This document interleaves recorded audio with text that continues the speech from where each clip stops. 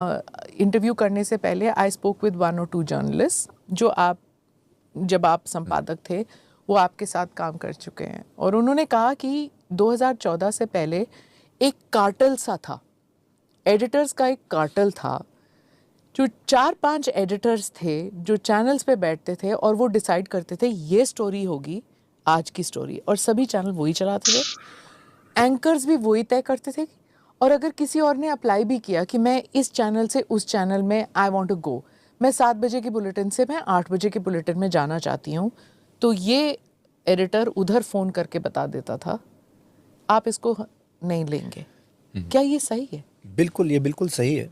जो लोग आज ये बात करते हैं, मीडिया के ऊपर आज सवाल उठाते हैं पिछले 10 साल में, उन्होंने लगता है वो वाला समय देखा ही नहीं है, 2014 से पहले का समय। और मैं उस समय भी अलग-अलग चैनल्स में एडिटर के तौर पे रहा, मैंने कई चैनल्स को चलाया।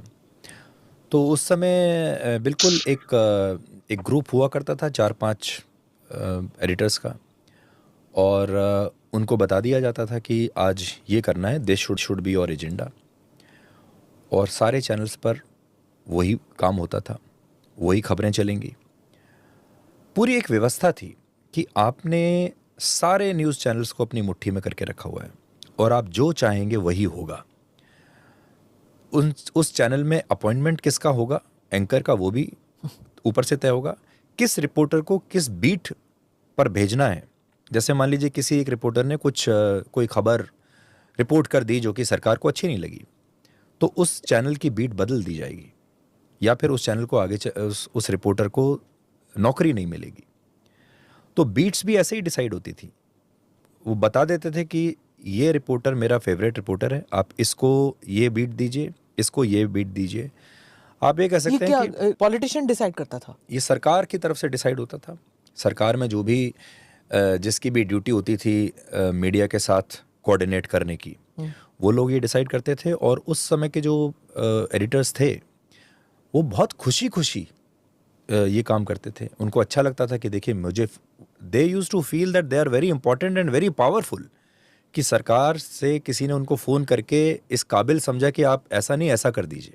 और ये सब होता था क्योंकि उस समय तक जो जर्नलिस्ट थे, जो ये एडिटर्स थे, इन्होंने दूसरी विचारधारा को देखा ही नहीं था। इन्होंने दूसरे पक्ष को देखा। इनको यही नहीं पता था कि इसके आगे भी एक और दुनिया है जो इंतज़ार कर रही है आने का। इनको ये नहीं पता था कि एक दूसरा सूर्योदय होने वाला है।